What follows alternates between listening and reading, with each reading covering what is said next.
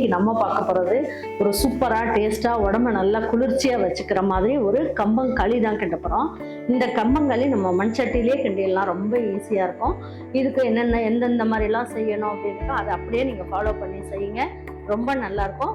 இதுலேயே நான் உங்களுக்கு வந்து கூழும் எப்படி வந்து கரைச்சி குடிக்கலாம் அப்படிங்கிறதையும் சொல்லிடுறேன். எல்லாருக்கும் தெரியும், இருந்தாலும் இந்த சீசனுக்கு தெரியாதவங்களுக்கு இது யூஸ்ஃபுல்லாக இருக்கும் அப்படின்னு நினைக்கிறேன்.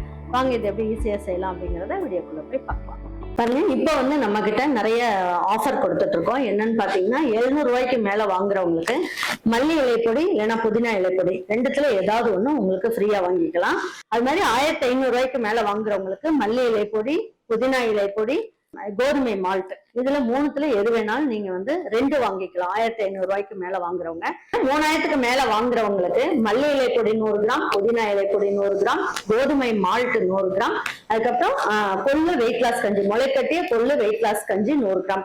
இந்த 4த்துல 3 வந்து உங்களுக்கு 100 கிராம் வந்து ஃப்ரீயா கிடைச்சிரும். 5000க்கு மேல வாங்குறவங்களுக்கு புதினா இலை பொடி 100 கிராம், மல்லி இலை பொடி 100 கிராம், கோதுமை மால்ட் 100 கிராம், அதுக்கப்புறம் வெயிட் லாஸ் கஞ்சி இருக்குல்ல, கொள்ளு வெயிட் லாஸ் கஞ்சி 100 கிராம், இதோட சேர்த்து புளிச்சக்கீரை 100 கிராம். அதுல 4 வந்து நீங்க ஃப்ரீயா எடுத்துக்கலாம். 5 உங்களுக்கு நான் சொல்லியிருக்கேன், 4 நீங்க ஃப்ரீயா எடுத்துக்கலாம். 7000க்கு மேல நீங்க மசாலா பொருட்கள்லாம் வாங்குறவங்களுக்கு மல்லி இலை பொடி 100 கிராம், புதினா இலை பொடி 100 கிராம், அதுக்கப்புறம் கோதுமை மால்ட் 100 கிராம், வெயிட் லாஸ் கஞ்சி, கொள்ளு வெயிட் லாஸ் முளைக்கட்டிய கஞ்சி இருக்கு இல்லையா, அது 100 கிராம், அதுக்கப்புறம் பாவக்காய் பொடி 100 கிராம், அதுக்கப்புறம் புளிச்சக்கீரை 100 கிராம். இந்த 6மே உங்களுக்கு வந்து ஃப்ரீயா கொடுக்குறோம். உங்களுக்கு இந்த ஆஃபரை நல்லா பயன்படுத்திக்கோங்க. இது எல்லாமே நீங்க பாத்தீங்கன்னா உங்களுக்கு நல்ல ஒரு மெகா ஆஃபரா இருக்கும். இந்த ஆஃபர் எல்லாமே வெப்சைட்ல உங்களுக்கு காட்டாது. அந்த ஆஃபரோடது என்னென்ன பொடி இருக்கோ அதை நான் உங்களுக்கு வந்து அமுச்சு விட்டுருவேன். நீங்க வந்து தைரியமா நீங்க ஆர்டர் பண்ணலாம். இதுவும் நல்ல பயனுள்ள ஆஃபர் உங்களுக்கு. வாங்கிட்டு நம்ம கம்பங்களி செய்யறதுக்காக நம்ம வந்து என்ன பண்ணியிருக்கோம், இந்த மாதிரி மொட்டு கம்பு வாங்கிட்டு வந்திருக்கோம். இதுல வந்து களி செஞ்சீங்கன்னாலும் ரொம்ப நல்லா இருக்கும். களி செஞ்சுட்டு அடுத்த நாள் கரைச்சி குடிக்கிறதுக்கு ரொம்ப நல்லா இருக்கும். இப்போ இது வந்து ஒரு டம்ளர் அளவுக்கு எடுத்திருக்கேன். இதை வந்து என்ன பண்ணியிருக்கேன், ஒரு அரை மணி நேரம் தண்ணியில ஊற வச்சிருக்கேன். நல்லா இந்த மாதிரி ஊறினதுக்கு அப்புறம் நம்ம வந்து என்ன பண்ணணும், ஒரு ஸ்ட்ரெயினர்ல வடிச்சிடலாம். பாருங்க, இது தண்ணி எல்லாமே நல்லா சுத்தமா வடியட்டும். பாருங்க, தண்ணி ஃபுல்லா வடிச்சதுக்கு அப்புறம் இந்த மாதிரி டவல், டர்க்கி டவல் மாதிரி ஒன்று எடுத்துக்கோங்க. எடுத்துட்டு இதை வந்து இதுலயே கொஞ்ச நேரத்துக்கு அப்படியே போட்டு விட்டுடலாம். அப்போ தண்ணி ஃபுல்லா வந்து உறிஞ்சிடும். உறிஞ்சதுக்கு அப்புறம் நம்ம இதை வந்து பல்ஸ்ல போட்டோம்னு வச்சுக்கோங்க, குருணையா வரும். அதுக்கப்புறம் அதை எடுத்து எப்படி களி கிண்டலான்றத பார்க்கலாம். இது ஒரு அரை மணி நேரம் அப்படியே காயட்டும். அப்பதான் மிக்சியில பவுடர் பண்றதுக்கு நல்லா இருக்கும். காய வச்சிடணும், ரொம்ப ட்ரையா காய வச்சிடாதீங்க. நல்லா ஒரு மாதிரி தண்ணியே இல்லாம நல்லா காய வைக்கணும். இது வந்து பாத்தீங்கன்னா இதுக்கு நான் ஒரு டம்ளர் எடுத்தேன் இல்லையா, இதுக்கு 5 டம்ளர் அளவுக்கு தண்ணி ஊற்றிக்கலாம். 2, 3, 4 டம்ளர் அளவுக்கு தண்ணியை வந்து இதுல ஊத்திக்குவோம். ஊத்திட்டு 1 டம்ளர் தண்ணியை நம்ம அதை கரைச்சி ஊத்துறதுக்கு வச்சுக்கலாம். இந்த களி கிண்டுறதுக்கு தேவையான அளவுக்கு உப்பையும் போட்டுக்கலாம். நம்ம இப்ப தண்ணி நல்லா கொதிச்சுக்கிட்டு இருக்கட்டும், அதுக்குள்ள இந்த மாவு அரைச்சிட்டு வந்துடலாம். பாருங்க, இது வந்து நல்லா ஈரம் எல்லாம் போயிடுச்சு. பாருங்க, தண்ணி மட்டும் உலர்ந்துருச்சு. ஆனா வந்து பாத்தீங்கன்னா உங்களுக்கு கம்பு வந்து இன்னும் ஈரமா தான் இருக்கு, ஆனா தண்ணி இல்லை. இந்த மாதிரி தண்ணி இல்லாம இருக்கணும். இதை வந்து இந்த மாதிரி ஒரு சின்ன மிக்ஸி ஜார்ல போட்டு பல்ஸ்ல போட்டுட்டு வந்துடலாம். பாருங்க, ரவை அளவுக்கு நல்லா பொடிச்சு வச்சிருக்கோம். இப்போ இதை வந்து போட்டுடலாம். இதில் இந்த அளவுக்கு பொடிச்சுக்கணும். அப்போதான் வந்து மென்று சாப்பிட்றதுக்கு நல்லா இருக்கும். அதுவும் ரொம்பவும் கட்டி கட்டியாக இருந்ததுன்னா நல்லாவும் இருக்காது. அதனால இந்த அளவுக்கு எடுத்துக்கோங்க. மீதி இருக்கிறதையும் போட்டு பல்ஸில் போட்டுட்டு வந்துடுறேன். பொடி பண்ணியாச்சு எல்லாமே. ரவை பதத்துக்கு நம்ம வந்து நல்லா பொடிச்சு எடுத்து வச்சுருக்கோம். பாருங்க, இப்போ வந்து என்ன பண்ணலாம், இந்த 1 டம்ளர் தண்ணியும் இதில் ஊற்றிடலாம். ஊற்றிட்டு நல்லா கலந்து விட்டுக்கலாம். இப்போ களி கிண்டுறது ஈஸியாக இருக்கும். இப்போ தண்ணி கொதிச்ச உடனே இந்த மாவை எடுத்து அப்படியே ஊற்றி கிண்டினோம்னா ஈஸியாக வெந்துடும். இதுலேயே வந்து பார்த்தீங்கன்னா அரைச்சிட்டு இப்படி போடுறதுனால நல்ல மாவும் கொஞ்சம் ஊறிடும், நல்லா இருக்கும். தண்ணி நல்லா கொதிக்கட்டும். கொதிச்ச உடனே எப்படி கிண்டணுங்கிறத பார்க்கலாம். இப்போ வந்து தண்ணி நல்லா அந்த இடத்துல பபிள்ஸ் வருது பாருங்க, இந்த மாதிரி இருந்தாலே போதும். இப்போ வந்து என்ன பண்ணலாம், இந்த மாவை இதில் எடுத்து ஊற்றிக்கலாம். ரொம்ப கொதிச்ச உடனே ஊத்துறீங்கன்னா என்ன ஆகும், கட்டி கட்டி ஆறதுக்கு வாய்ப்பு இருக்கு.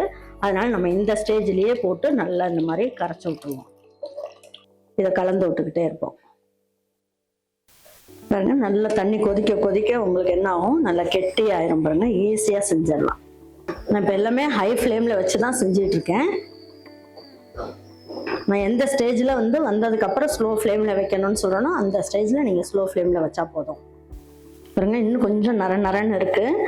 அப்போ இன்னும் கொஞ்சம் வேகணும்னு அர்த்தம். இது இன்னொரு 3 நிமிஷம் நல்லா கொதிக்கட்டும்.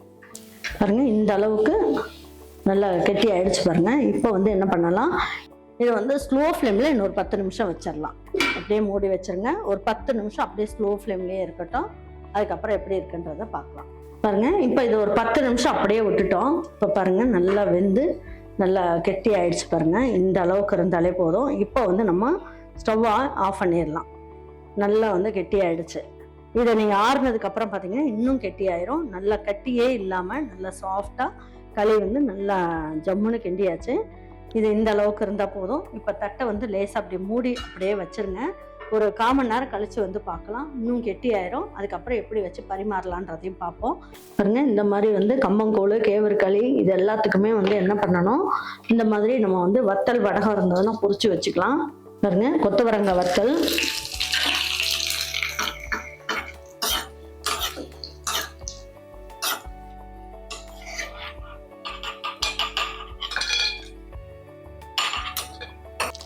நல்லா சுண்டைக்காய் வத்தல்லாம் வச்சு சாப்பிடும் போது ரொம்ப நல்லா இருக்கும். உடம்புக்கும் நல்லா குளிர்ச்சி. இதுவும் வயிற்றுல இருக்க புண்ணெல்லாம் ஆற்றும்.